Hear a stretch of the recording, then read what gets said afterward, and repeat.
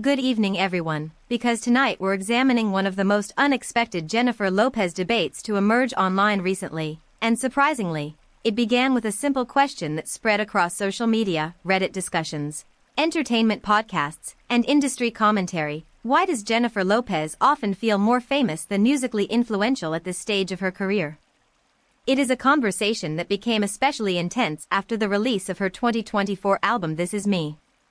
Now, when many younger listeners admitted they knew Jennifer Lopez as a global celebrity icon but struggled to identify recent songs that genuinely shaped pop culture the way her earlier hits once did. That disconnect triggered a much larger argument about what fame actually means in the streaming era and whether traditional superstar status still translates into cultural dominance the way it once did. To understand why this debate became so emotional, it helps to remember just how powerful Jennifer Lopez's music career looked during the early 2000s. At her peak, Lopez was not merely releasing successful singles. She was part of the entire mainstream entertainment atmosphere. Songs like Jenny from the Block, Love Don't Cost a Thing, and On the Floor became attached to specific moments in pop culture history, while her music videos, choreography, fashion choices, and public image all reinforced one another into a unified celebrity machine. Back then, radio still mattered enormously, MTV still shaped youth culture, and celebrity visibility itself could amplify music success. Jennifer Lopez mastered that ecosystem almost perfectly because she understood how to transform songs into larger media events. But the music industry changed radically during the streaming era. Today, songs spread differently, audiences consume music more passively, and younger listeners often prioritize emotional relatability or online virality over the highly polished superstar presentation that once defined artists like Lopez. By the time This Is Me now arrived, many people noticed that Jennifer Lopez was promoting the album almost like a cinematic personal statement rather than simply a collection of songs.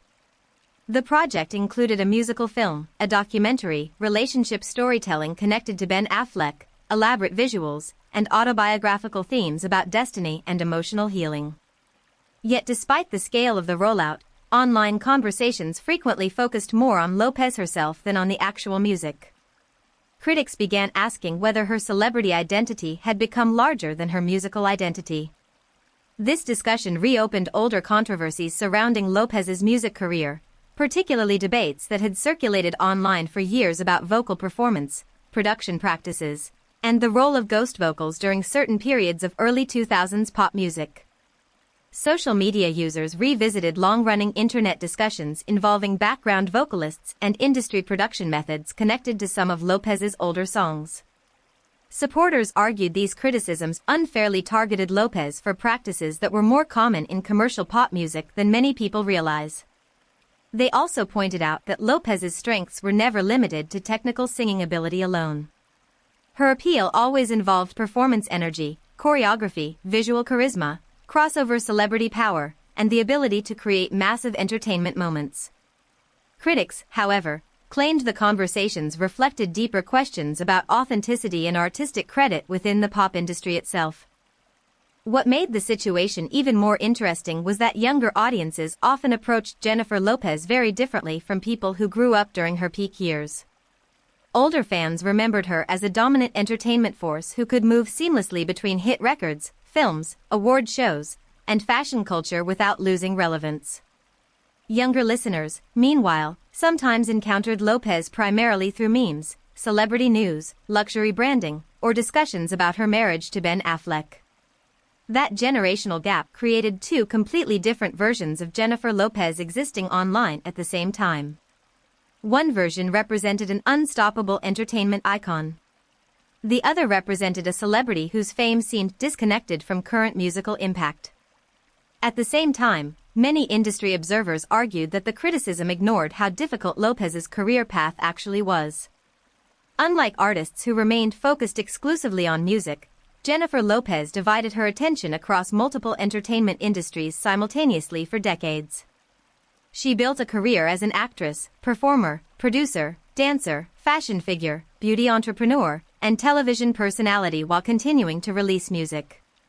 Very few entertainers sustain visibility across that many categories without eventually fading from public consciousness altogether.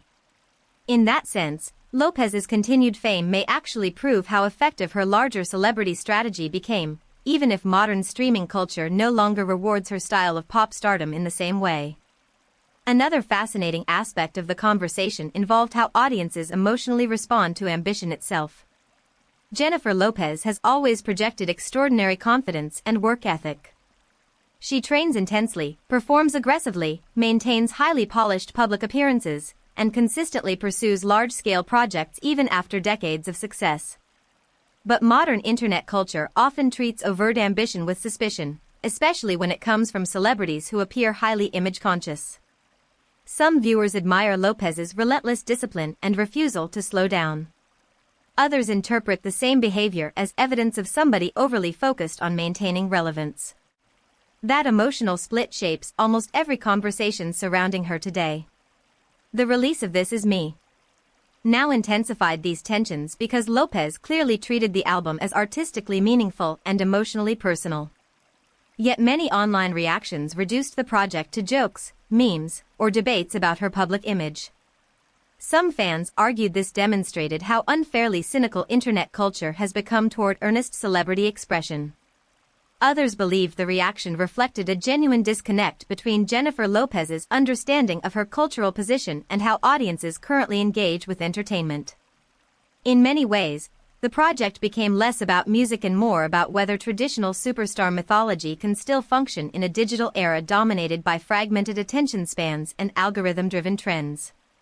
What perhaps made the debate so revealing was that nobody questioned Jennifer Lopez's fame itself. Even critics acknowledged that she remains globally recognizable at an extraordinary level. The real argument centered on what type of fame she now possesses. Is she still fundamentally a music star whose celebrity naturally extends into other industries, or has she evolved into something closer to a permanent media figure whose identity now exists beyond any single artistic category? That distinction matters because it changes how audiences interpret every new project she releases. And maybe that is why Jennifer Lopez remains such a fascinating celebrity figure after all these years. She exists in a strange space between entertainment eras. She came from a time when massive celebrity visibility could drive music success almost automatically, yet she now operates inside a digital culture where audiences demand emotional authenticity while simultaneously mocking grand celebrity storytelling. Whether people admire her resilience or criticize her approach, they continue debating her constantly, which is something many technically successful artists never achieve at all. Thanks for watching, and before you go, let me know what you think. Has Jennifer Lopez been unfairly underestimated as a music figure because her celebrity became too large, or do you believe her fame eventually overshadowed the artistic side of her career completely?